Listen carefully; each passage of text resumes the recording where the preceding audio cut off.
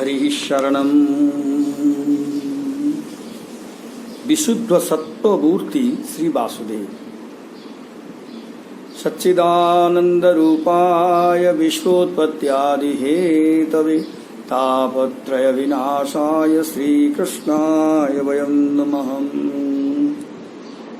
श्री श्री देवकी वसुदेव के 6 पुत्रों को क्रमशः मारने के बाद दुष्ट कंस के पापों का घड़ा प्राय भर चुका था।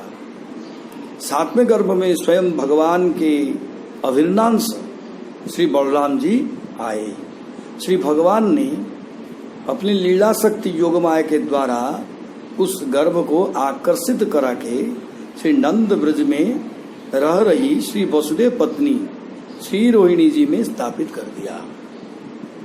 पूर्ववासियों एवं कंस ने समझा कि देवकी का गर्भ नष्ट हो गया है। समय पाकर स्वयं भगवान विश्वात्मा ने अपने 7वें अंश कलाओं के साथ पूर्ण रूप से श्री वसुदेव जी के मन में प्रवेश किया, जिससे वे सूर्य की भांति असाधारण तेजशाली हो गए। श्री वसुदेव जी विशुद्ध सत्व का मूर्त विग्रह हैं। श्री भगवान साक्षात रूप से विशुद्ध सत्व में ही प्रकाशित होते हैं। भगवान श्री कृष्ण की स्वरूप शक्ति की तीनों वृत्तियां अर्थात ह्लादिनी, संबित और संधिनी समान भाव से जहां प्रकाशित होती हैं उसे विशुद्ध सत्व कहते हैं। जब विशुद्ध सत्व में संधिनी प्रधान रूप से प्रकाशित होती है तब उसे आधार शक्ति ही कहा जाता है। भगवान श्री कृष्ण के माता पिता उनके धामादि समस्त संधिनी अंश प्रधान विशुद्ध सत्व की परिणति विशेष है। संधिनीर सार अंश शुद्ध सत्व नाम भगवानेर सत्ता है जहाते विश्राम।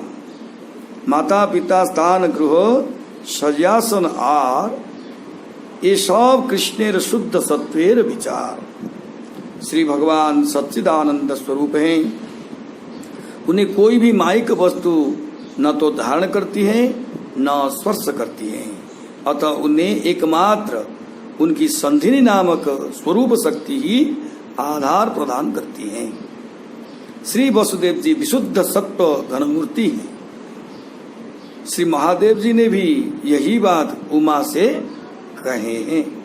सत्वं विशुद्धं वसुदेव शब्दितं यदि यते तत्र पुमान अपावृतः सत्वे च तस्मिन् भगवान वासुदेव यथोक्षजो मे मनसा विधीयते। हे उमा, विशुद्ध सत्व को वसुदेव कहते हैं क्योंकि साक्षात भाव से भगवान श्री वासुदेव उस विशुद्ध सत्व में ही प्रकाशित होते हैं।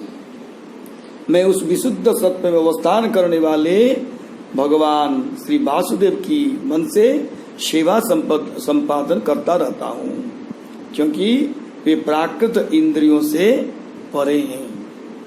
श्री वसुदेव जी के मन में प्रविष्ट हो जाने के बाद पूर्व दिशा जैसे चंद्र को धारण करती हैं, श्री देवकी ने जगन्मंगल श्री भगवान के उस तेज को श्री वसुदेव जी के द्वारा मन में वैसे धारण किया समस्त विश्व जिनमें निवास करता है। जब श्री देवकी उनका भी निवास स्थान बन गई तब तो उसके मुख पर पावन मुस्कान भरी अनुपम कांति प्रकाशित हो उठी।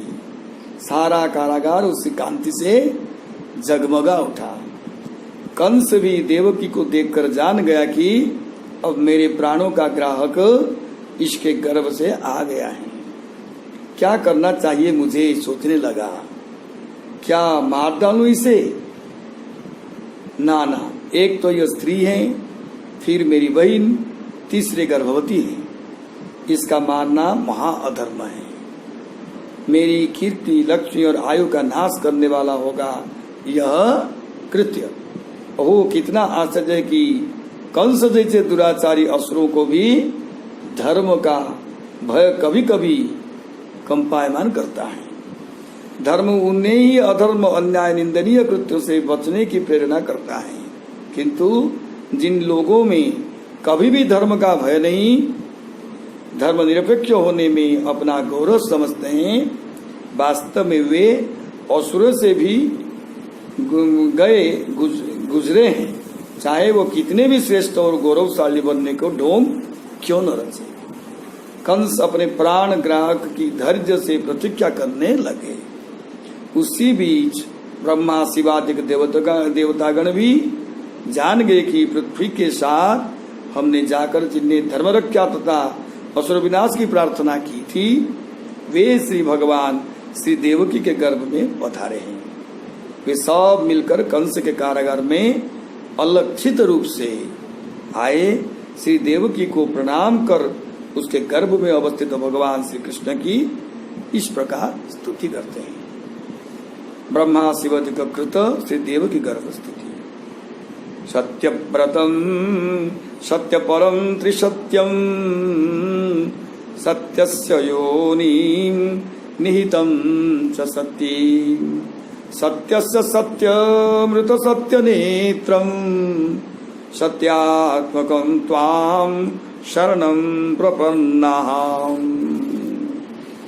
श्री ब्रह्मा शिवादि देवतागण बोले, हे भगवान, आप सत्यव्रत हैं, सत्यपर हैं, त्रिसत्य एवं सत्य के योनि अर्थात सत्य के कारण हैं। सत्य रूप पंचभूत में निहित हैं। पंचभूत के नाश हो जाने पर भी आप सत्य रूप में वर्तमान रहते हैं। आप सुसत्य वचन एवं समदर्शन हैं, अर्थात इनके प्रवर्तक हैं। इसीलिए सत्यत्व आनंद स्वरूप आपकी हम शरण ग्रहण करते हैं। देवताओं ने कहा, हे भगवान, आप ही सत्य या परतत्व वस्तु हैं। आपके अतिरिक्त और कोई सत्य वस्तु नहीं है। क्षीर सागर पर भगवान श्री विष्णु के पास जब श्री ब्रह्मादिक देवता पृथ्वी के साथ गए थे और उसके भार हरण की प्रार्थना की थी, तब श्री भगवान ने देवगण को आश्वस्त किए थे कि वे अब शीघ्र ही मथुरा मंडल में अवतीर्ण होंगे। आज उसी बात को लक्ष्य कर देवतागण सबसे पहले कह रहे, हे प्रभु, आप सत्यव्रत हैं, सत्य संकल्प हैं, अर्थात आप जो कहते हैं, जो संकल्प करते हैं, उसे पूरा करते हैं। आप सत्य पर हैं, अर्थात निष्कपटता ही आपकी प्राप्ति का एकमात्र उपाय है। सृष्टि स्थिति एवं लय इन तीनों काल में आप समान भाव से, अर्थात हर युग में तीनों काल में समान भाव से नित्य विराजमान रहते हैं। सृष्टि से पूर्व सृष्टि की उत्पत्ति स्थिति में आप निर्विकार रूप से विद्यमान रहते हैं। सृष्टि की महाप्रलय हो जाने पर भी आप अपने परिकरों के साथ गोलोक धाम में लीला रस आस्वादन करते हुए वर्तमान रहते हैं।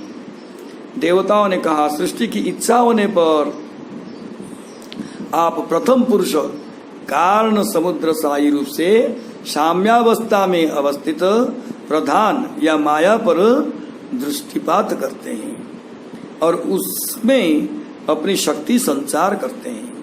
तब महत्तत्व पंचभूत आदि जो असत्य अर्थात अलक्षित कारण रूप में रहते हैं, वे सत्य रूप में अर्थात कार्य रूप में प्रकाशित होते हैं। अतः आप सत्य की भी सत्य हैं, अथवा जितने भी सत्य स्वरूप भगवत अवतार हैं, उनके भी मूल कारण आप ही हैं। सत्य रूप में परिदृश्यमान इस विश्व के भी मूल कारण, उपादान तथा निमित्त कारण आप ही हैं। आप ऋत अर्थात नित्य स्वरूप हैं। आप नेत्रादि समस्त इंद्रियों के रूप में सत्य हैं, उनके प्रवर्तक हैं। आप सत्यात्मा हैं। आपका श्री विग्रह सत्य स्वरूप है। हम सब आपकी शरण ग्रहण करते हैं। बोल सत्य स्वरूप भगवान की जय, सच्चिदानंद भगवान की जय, बोल भक्तवत्सल भगवान की जय। हरिशरणम